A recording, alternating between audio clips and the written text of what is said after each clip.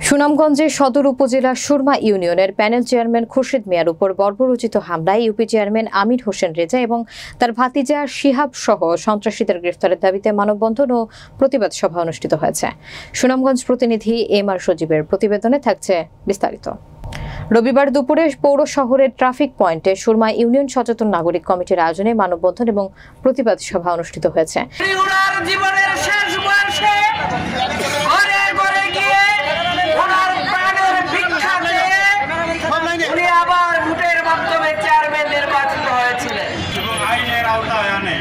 আমাদের সুরমা ইউনিয়নের ইব্রাহিমের উপর দিয়ে আমাদের আপনারা চলাফেরা করতে হয়, এই দিক দিয়ে তারা একটা কাবু করে, তারা একটা সুবিধা নেয়, এই সুবিধা যাতে না নিতে পারে। সুরমা ইউনিয়নের আমির হোসেন রেজার এই বর্বরোচিত হামলা 21 তারিখে আমাদের প্যানেল চেয়ারম্যান খুরশিদের উপর যে হামলা করেছে, আমরা তীব্র নিন্দা জানাই তাকে।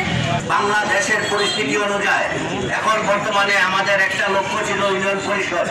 এই ইউনিয়ন পরিষদের অবস্থা এখন জরাজীর্ণ। আমি সবিনয় অনুরোধ করি যিনি আমাদের ইউনিয়ন পরিষদের কার্যক্রম অব্যাহত হোসেন রেজা এবং তার ভাই ভাতিজা সহ রেজা বাহিনীর সমস্ত সন্ত্রাসীরা তারা বৈষম্য বিরোধী ছাত্র আন্দোলনের কর্মসূচিতে